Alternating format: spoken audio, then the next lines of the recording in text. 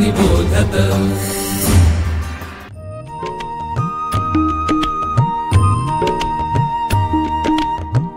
विवेकी अक्षर विवेकी लेखन सुश्राव्य वाचन श्रवणार्थ चरित्रे संस्कारी धीरवीर गाथा रम्य बालकथा अनुभवा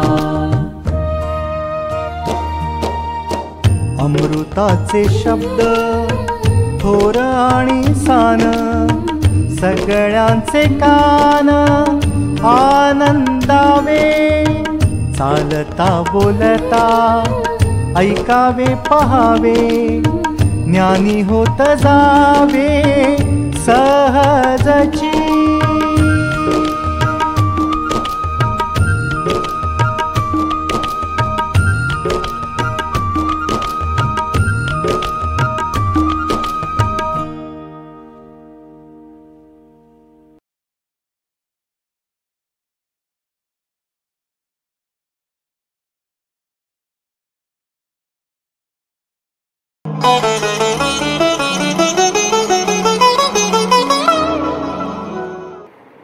नमस्कार।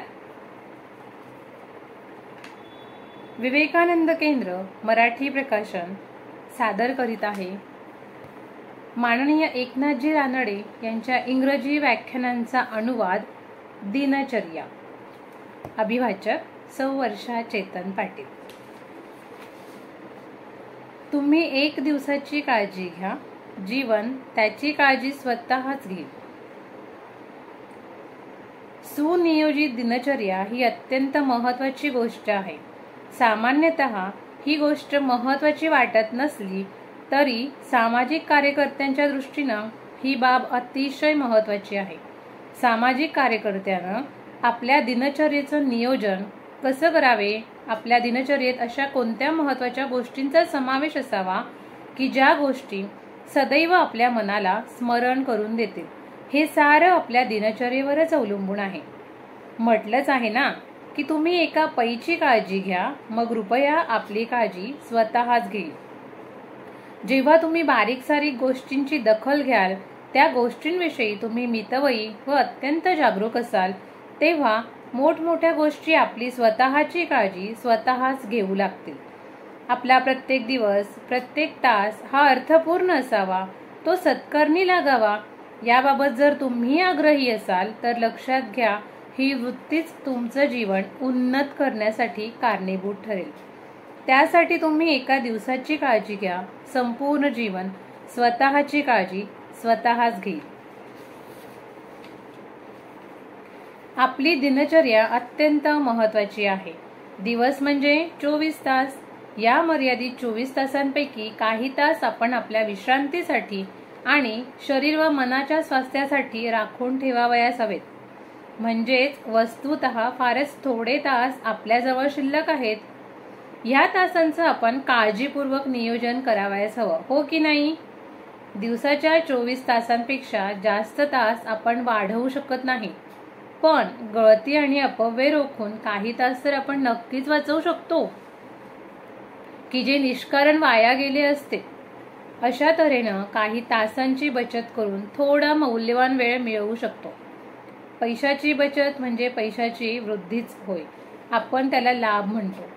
म्हणून आपल्याकडे एकच मार्ग उरतो, तो म्हणजे वेळेचा साठा वाढविणं आणि शक्य तेथे व शक्य तेवढा अपव्यय रोखणं। निरर्थक गोष्टी करण्यात, अनावश्यक वेळ दवडण्यात काहीच अर्थ नाही। आता वेळेचा विनियोग आणि वेळेचा अपव्यय यातील फरक कसा ओळखावा ते बघू। काही एक प्राप्त करण्यासाठी आपण जो वेळ खर्ची घालतो तो उत्पादक वेळ असतो, हाच वेळेचा विनियोग होय। जसं की आपण व्यायाम करण्यासाठी, योगासनं करण्यासाठी जो वेळ घालवतो तो लाभदायक असतो, कारण तो आपली ऊर्जा वाढवतो। भले तो वेळ अर्ध्या तासाचा का असेना, तो लाभदायकच असतो। तो आपली कार्यक्षमता वाढविणारा असतो, कारण त्या अर्ध्या तासात आपल्या शक्तीचा साठा वाढत असतो, हाच वेळेचा विनियोग। त्याचप्रमाणे जेव्हा काही काळ उत्तम ग्रंथ वाचवण्यात वेळ व्यतीत करतो तो लाभदायक असतो, कारण त्यामुळे आपल्या ज्ञानात भर पडते. जर तुम्ही ही वेळेची मोजदाद केलीत तर तुमच्या लक्षात येईल की अशा तऱ्हेने खर्च केलेला वेळ हा उत्पादक वेळ होता. तुम्ही निर्हेतुकपणे, निर्विकारपणे, निरुद्देश, शून्यात नजर लावून वेळ घालवलात तर तो वेळेचा अपव्यय आहे. गप्पा टप्पात वेळ घालवलात तर तो अपव्यय. हाच वेळेचा विनियोग आणि वेळेचा अपव्यय यातील फरक आहे. कर्मयोगी होणं हे आपलं ध्येय आहे, म्हणून वेळ आणि शक्ती यांचा अपव्यय व गळती टाळून आपला वेळ आणि कार्यशक्ती निर्मितीक्षम उपक्रमात खर्च करा. आपल्या प्रार्थनेत म्हटलंच आहे, निज परमहितार्थम. आता दिनचर्येचं यशापयश आपण आपल्या कार्यासाठी खर्च केलेल्या वेळेवर कसं अवलंबून आहे ते बघूया. आपण आपल्या दिनचर्येचं नियोजन कार्याच्या स्वरूपानुसार करावं. दिवसाकाठी आपण किती वेळ कामासाठी खर्च केला हा मापदंड समजावा. त्यातून काय फलनिष्पत्ती होईल हे निश्चित करावं. ज्या कामासाठी आपण वेळ खर्च केला आहे त्यातून काही साध्य झालं आहे किंवा नाही, त्यात मिळालेलं यश किंवा अपव्यय हे आपल्या दिनचर्येवरच अवलंबून आहे.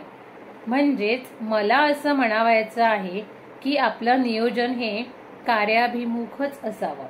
कर्मयोग, भक्तियोग, ज्ञानयोग आणि राजयोग हे 4 कल्याणकारी मार्ग आपल्या उन्नतीसाठी आहेतच, पण त्यातील फक्त कर्मयोगाची निवड केली आहे हे मी पुन्हा पुन्हा प्रतिपादित करतो.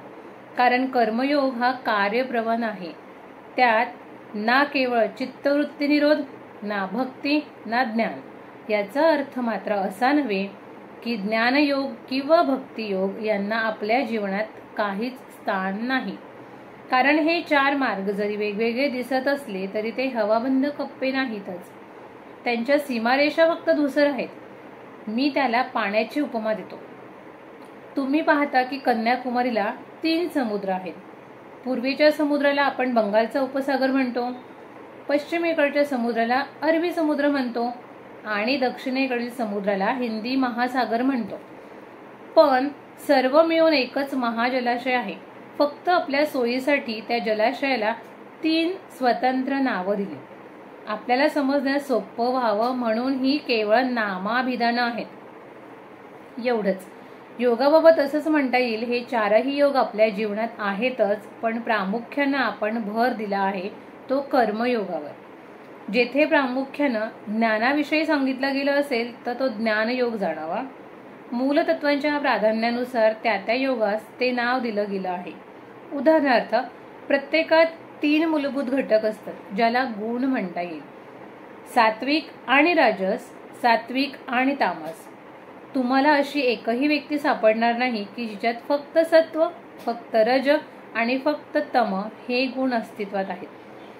जेव्हा तुम्ही एखाद्या व्यक्तीला तामसिक म्हणता त्यावेळी त्याचा इतकाच अर्थ असतो की तिच्यात तमोगुणाचं प्राबल्य आहे. अशा व्यक्तीची लक्षणं म्हणजे ती व्यक्ती आळशी, सुस्त, झोपाळू, अनुत्साही, निष्क्रिय इत्यादी तमोगुणांनी युक्त असते. ज्या व्यक्तीची कार्यशक्ती उफाळून येत असते, जिच्याजवळ सळसळता उत्साह असतो, हे करावे ते करावे, इकडे जावे तिकडे जावे याबाबत ती सदैव सक्रिय असते, अशा व्यक्तींच्या ठायी मूर्तिमंत क्रियाशीलता असते.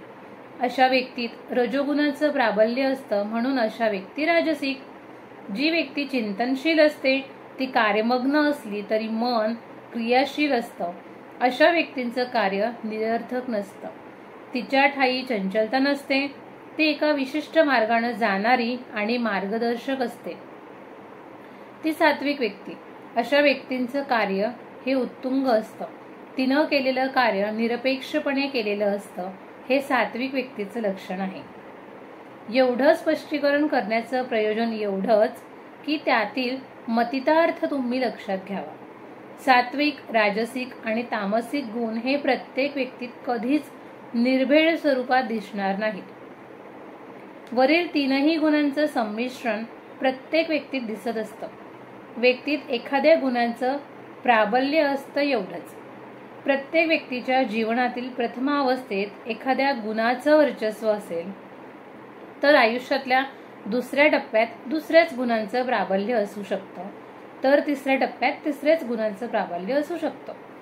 आयुष्यात टप्प्याटप्प्यानं ते बदलू शकते, पण प्राधान्यानं जो गुण दिसून येतो त्याच विशिष्ट गुणानं तो ओळखला जातो. अगदी त्याचप्रमाणे जेव्हा आपण म्हणतो की हा कर्मयोग, हा भक्तियोग, हा ज्ञानयोग आणि हा राजयोग, तेव्हा त्याचा अर्थ एवढाच की कुठल्या तरी एका योगाला आपण प्राधान्य दिलेलं असतं. तुम्हाला प्राधान्यानं काय करावं असं वाटतं? जर तुम्ही कर्मयोगाचा मार्ग स्वीकारला असेल तर बाकीचे 3 योग कर्मयोगाच्या मार्गक्रमणास सहाय्यभूत होतील.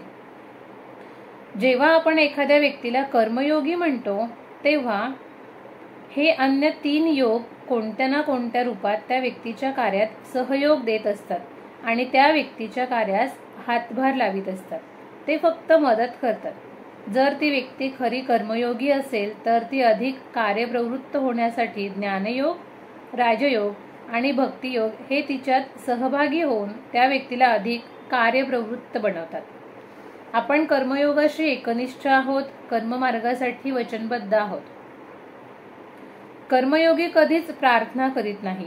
याचा अर्थ असा नाही की जर कोणी एखादा म्हणत असेल की तो कर्मयोगी आहे तर मग त्याला ध्यान धारणा, मनाला एकाग्र करणं, मनन, चिंतन करणं, योग साधना, पूजा पाठ, प्रार्थना करणं, तात्विक विचार करणं, एखाद्या गोष्टीचे सखोल चिंतन करणे याची काहीच आवश्यकता नाही.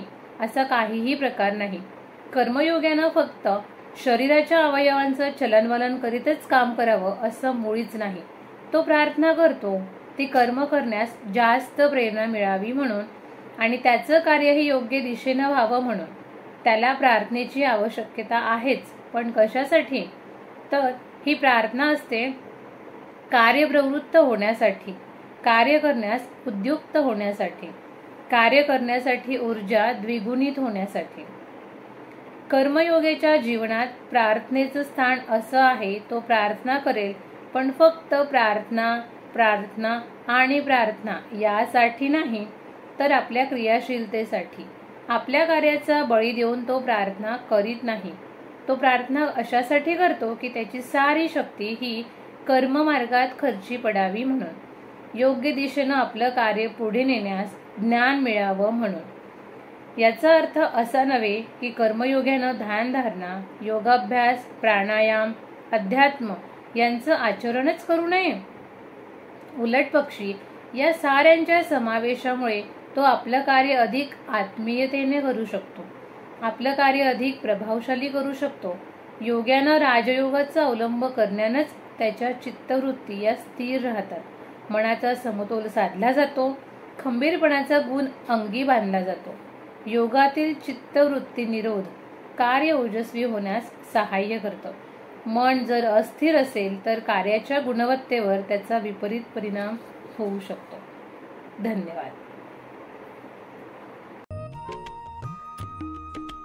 विवेकानंद केंद्र मराठी प्रकाशन विभाग म्हणजेच MPRV गेली 35 वर्षे संस्कारक्षम आणि राष्ट्र जागरणपर पुस्तकांच्या प्रकाशन व्यवसायात.